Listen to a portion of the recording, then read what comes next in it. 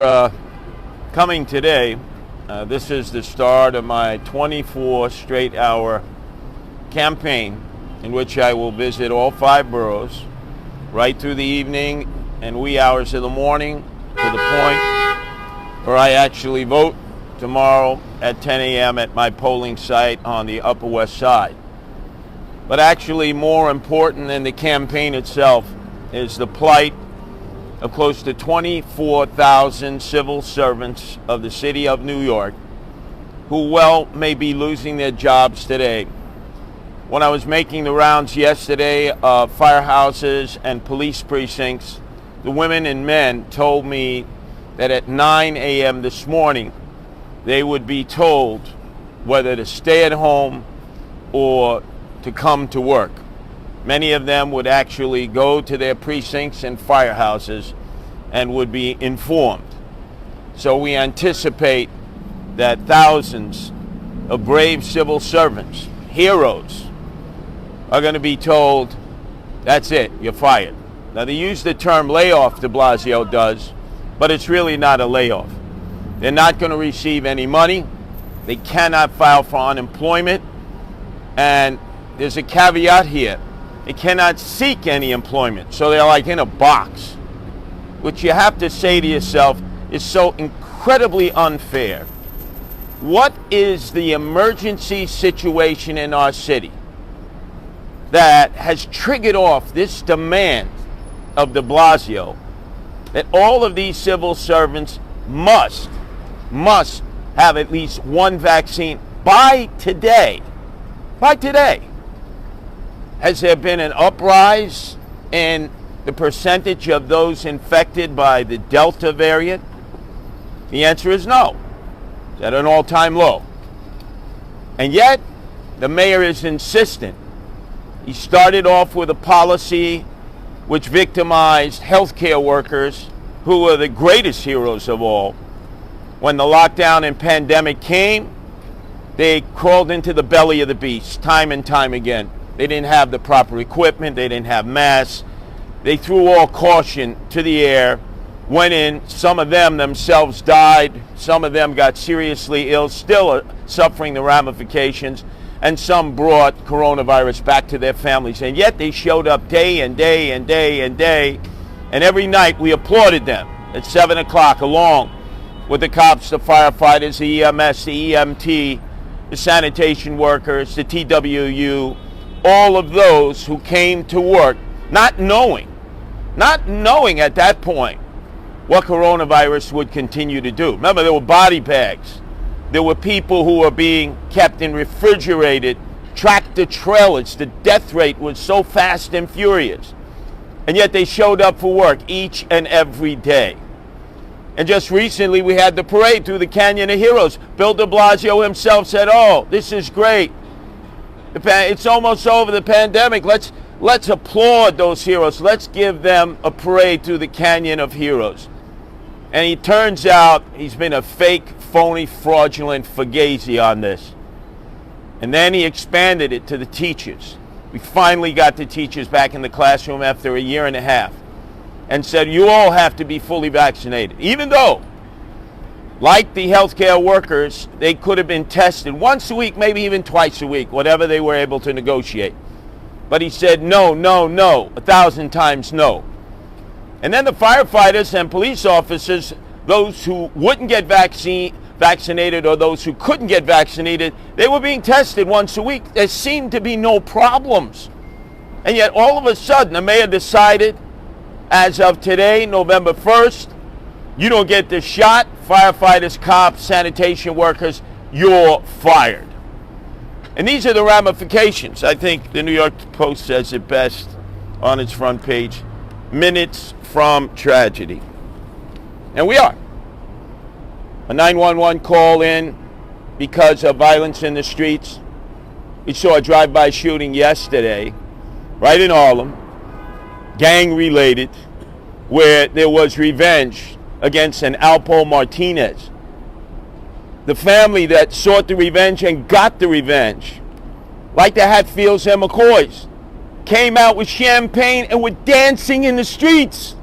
Dancing in the streets right in the heart of Harlem.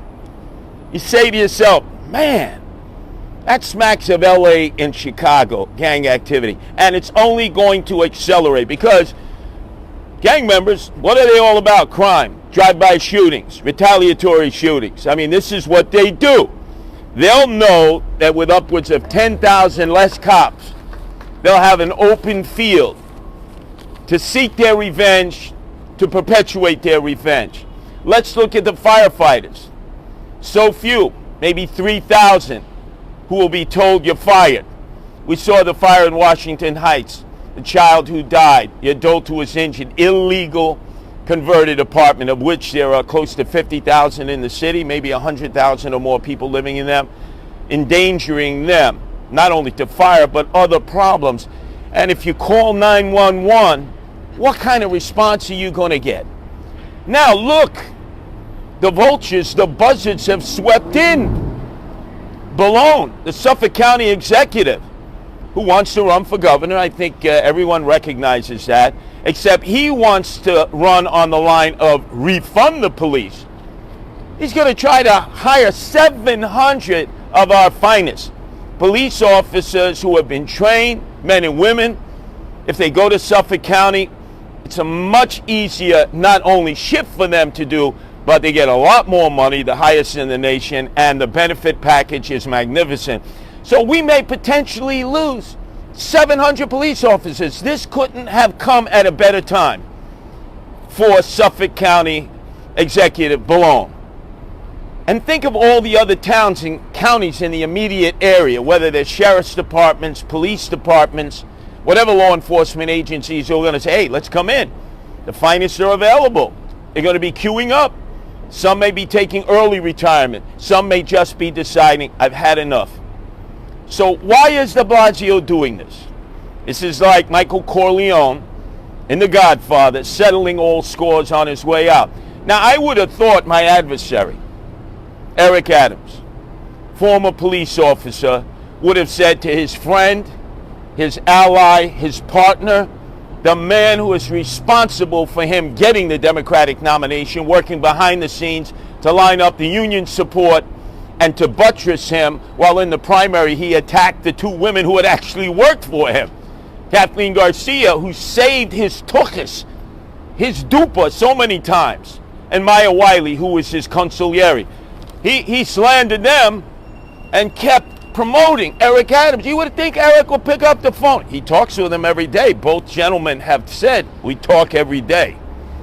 Would have said, you can't do this. You're putting the whole city in jeopardy.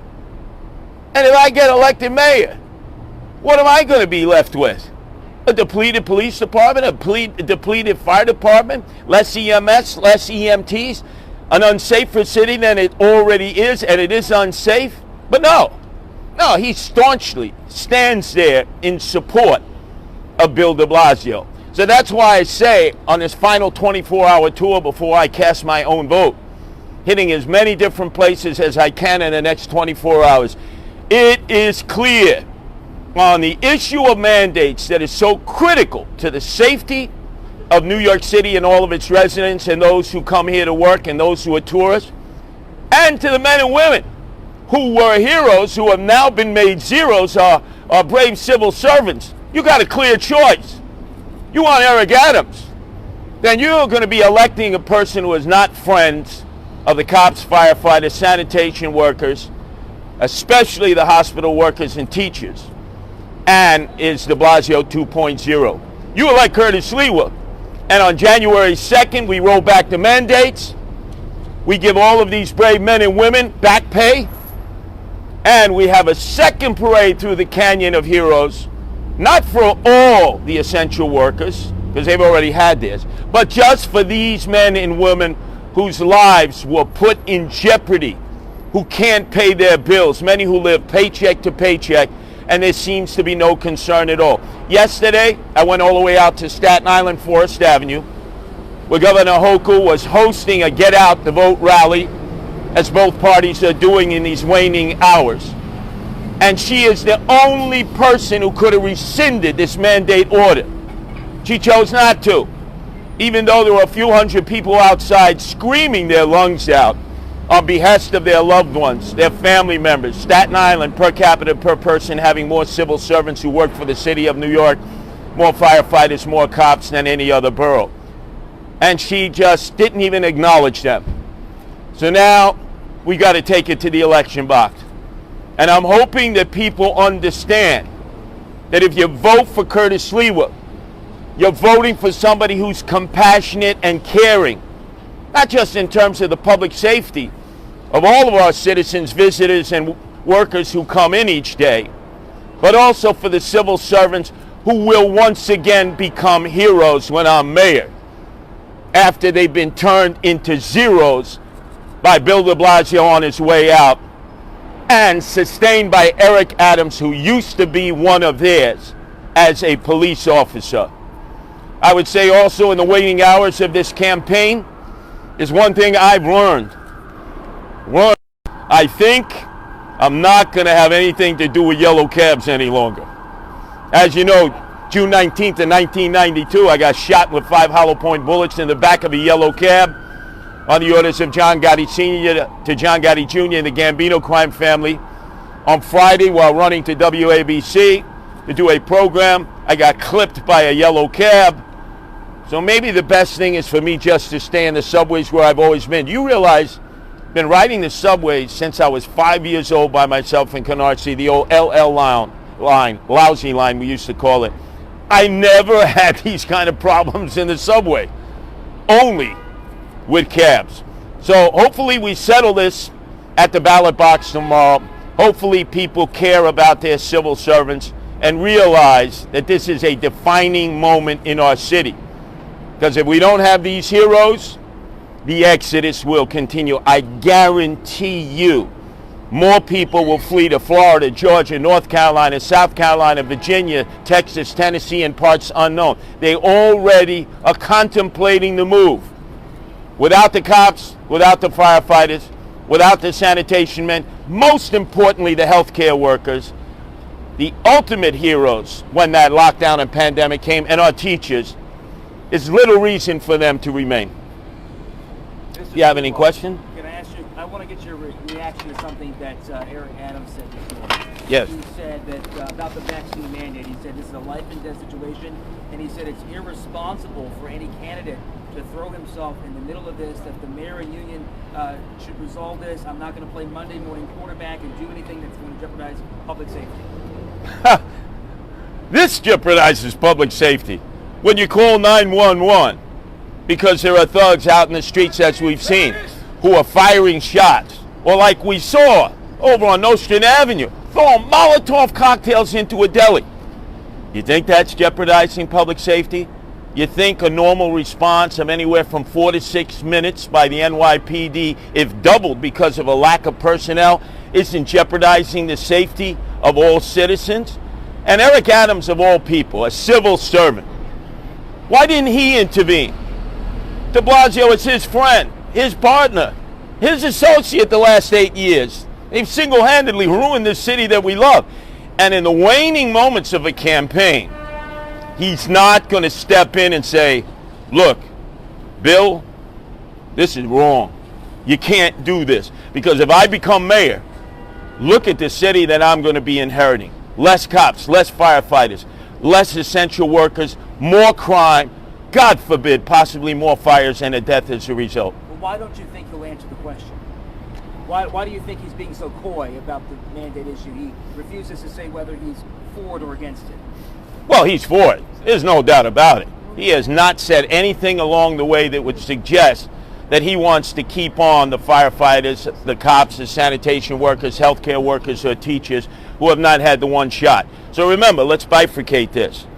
We have men and women who can't get the vaccine because of medical or religious reasons. We have others who said, I already had coronavirus, I have the antibodies, so they don't want the shot.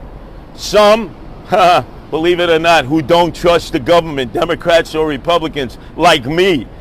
I trust the people more than I do politicians. And then we saw with the cops and firefighters, there was a way to compromise. Everyone said, this is working.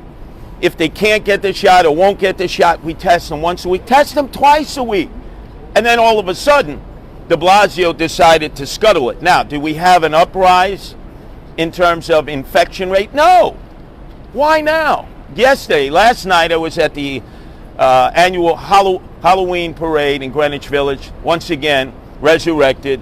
It was magnificent. You saw all these people coming together. Now, they were like sardines in a sardine can. Come on.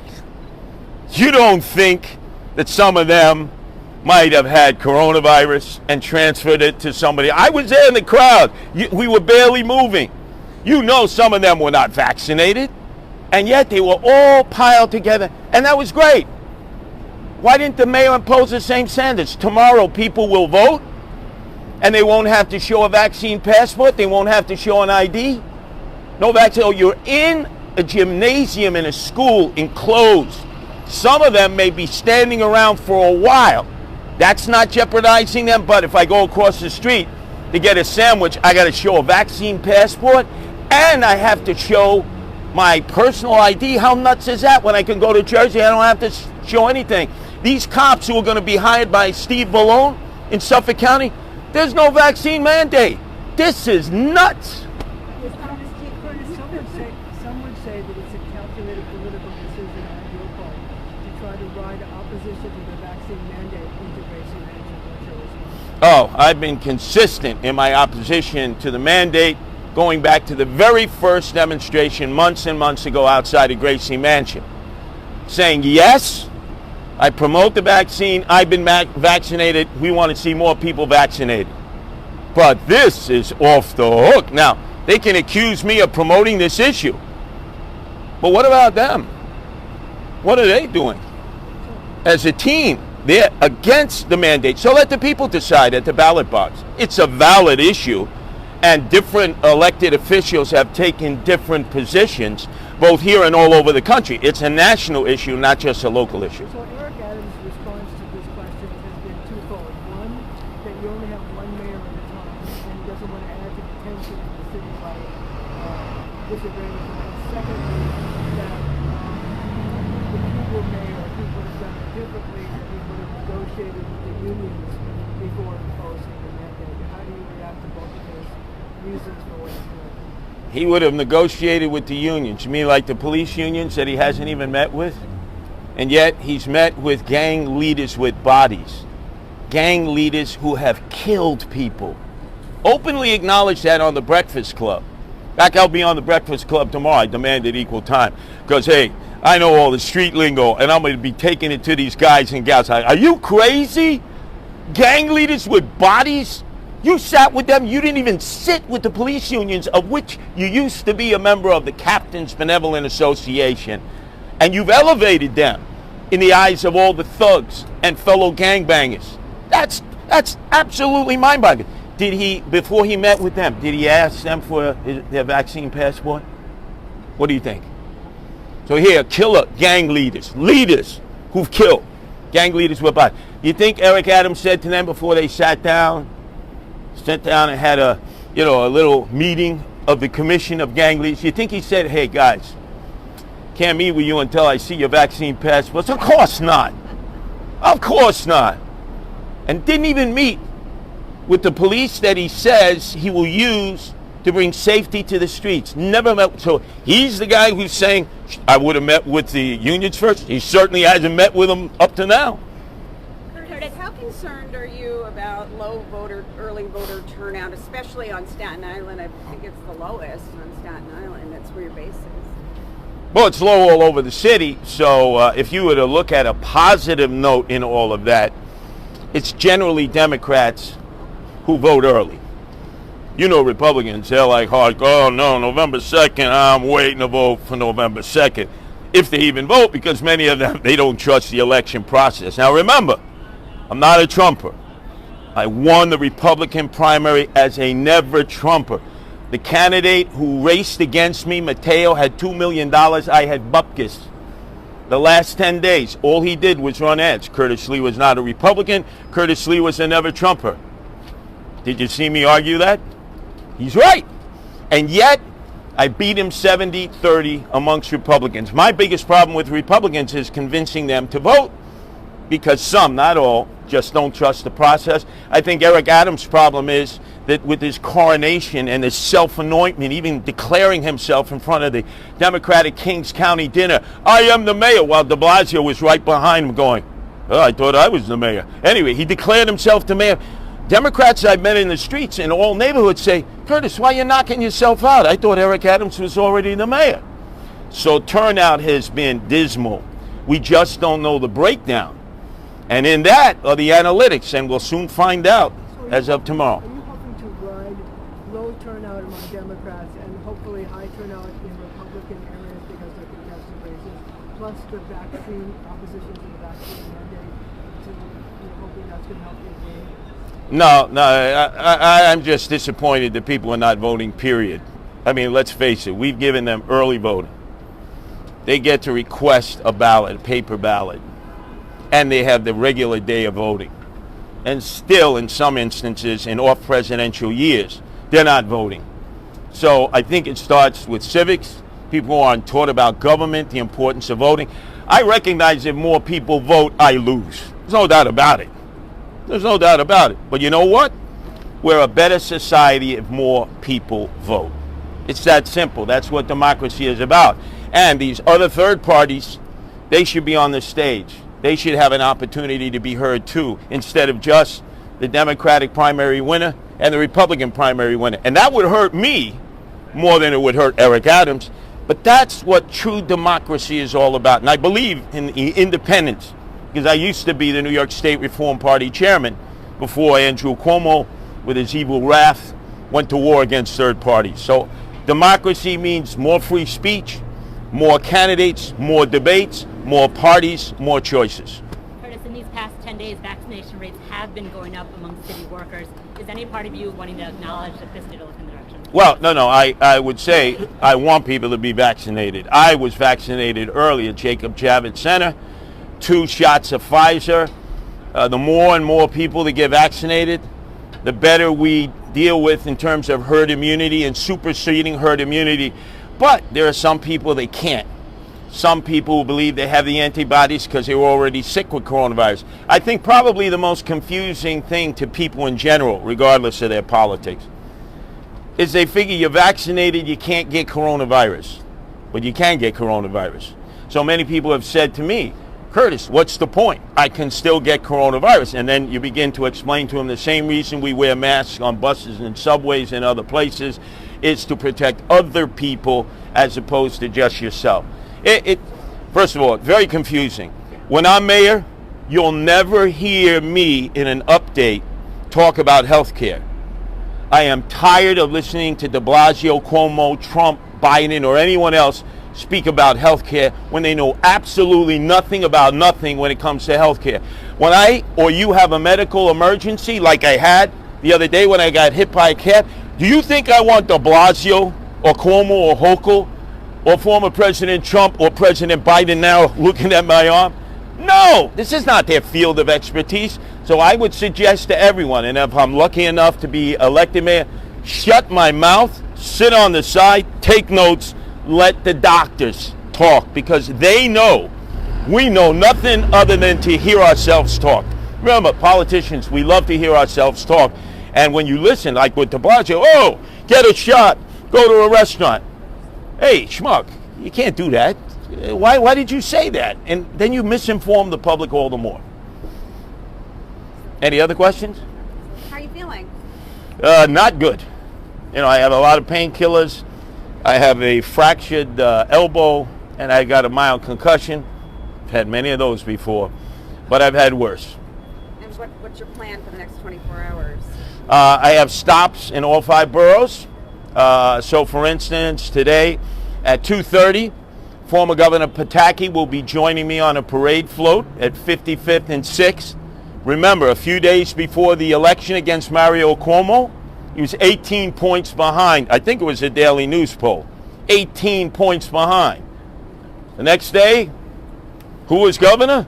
Governor Pataki. He's going to tell that story as we ride the float up and down. Then I'll be in Borough Park at 5. I'll be in Middle Village at 7, Juniper Valley. Then I'm heading out, and I'll be at L&B Spumoni's in the heart of Bensonhurst. and then I just keep hitting spots until 10 o'clock tomorrow when I cast my vote. Is that why you're emphasizing? Oh, it's a patriotic float. It's like the float that I used when I ran against Fernando Mateo in the primary. You know, red, white, and blue bunting, American flags, and lots of music, and naturally me talking on the microphone. So some people will give me the finger, other people will give me the high five. I'm just going to tell them, hey, if you're going to give me the high five, just don't pat me on the left shoulder, please. But you're going to all areas that, I mean, it makes sense, but you're going to all areas that have large contingents of Republican voters. Well, at first, but Borough Park, I would disagree. Borough Park does not have predominantly Republican voters. I mean, don't you feel that given the overwhelming Democratic voter majority in New York City, that if you get any hope to win, that you need to mobilize people in basically Democratic areas? Well, right now I want to show support to the cops and firefighters because, again, that's more important than this election. Really is. I mean, we're talking about people's lives here in the city and people's ability to take care of themselves and their families. This is not just something that we can just right away or say, oh, it's just a passing problem. This can be a very serious problem for a lot of people. And the one thing I bring to the mayoralty is compassion and caring, as I've done for emotionally disturbed, homeless. And let's not forget, I'm the only candidate ever to run on a platform, animal welfare platform, no-kill shelters. We are never again going to kill a cat, a dog, or an animal in the animal care and control shelters, which take up millions of our tax dollars. And within 72 hours, if a dog, cat, or animal are not claimed, they destroy them, they euthanize them. And to make that point, I'm bringing one of my cats with me tomorrow to vote, because I may need the cat to scratch, because it's starting to really get itchy here, really get itchy. If you become mayor, are you going to take the beret off? Yes, if I'm lucky enough to become mayor, the beret goes. Maybe I'll give you a little preview here. One of the reasons I wear the beret is because I'm losing hair. So if I do, Which cat are you bringing? Ajax? no, Ajax is too fidgety. So I've got to bring the youngest. She's 4 weeks old. I call her Zingo Wingo, but she's the one who is most stable when there are a lot of people around. Curtis, did you emphasize that you're a never Trumper, that you won the Republican primaries a never Trumper because you'll be with Governor Pataki tomorrow? And does that mean that? No, that's today at 2:30, right? And does that mean that Rudy will be with you? No, Rudy's not accompanying me. He did give me his support during the primary. But I think with Governor Pataki, it's important because now everything is about the governorship. Remember, Tish James versus Jumaane Williams versus Hochul. It's sort of like it does have an impact on this mayoral race. And it's most important. Remember, Rudy always had a neck-and-neck race with Dinkins. Pataki, as I said, 3 days out. And I think it was the Daily News that said he was 18 points down, and he won. And I think that will remind people, hey, I won, and nobody even knew who I was. Nobody knew who Pataki was. Curtis, everybody knows, good, bad, or indifferent, but let's see what the overall result. The one poll that came out said I was losing by 40%. That's the same Channel 11 poll that said that I was beating Fernando Mateo by 6 percentage points a few days before the primary. I beat him by 40%.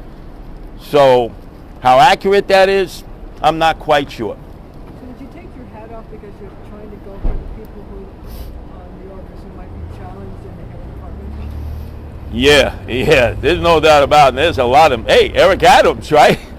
He no longer has the hair he had when he graduated from the police academy. I saw those initial photos. There are a lot of us who are hair challenged, that's for sure. But no, if I'm lucky enough, if the people elect me mayor, I can't be wearing the red beret because people will think, is that Hugo Chavez? Is that his son? So if you win, you're not going to take the oath of office with the red beret on? No. The guardian angel will be run by somebody else there, leaders all over the world. That's it. We retire it. That's the end of the red beret? That's it. Look, if you're the chief executive of the city. That sounds like a campaign promise. It is a campaign promise. I just have to figure out a way to grow hair. You know, whether it's rubbing my hair with Bertolli olive oil, second press, virgin olive oil, that's the old Bade's way. That never worked for my grandfather. Or any of the other remedies that are out there. Hair clip remedy. That's right, hair color. And remember, he's not only the president, when he was alive, he was its best client. Yeah, but no, that's the big promise I make, the Borregos. Any other question? All right, you're all welcome to join myself and Governor Pataki on the old-fashioned parade float as we leave at 2:30 today from 55th and 6th and cruise up the streets of the west side and the east side.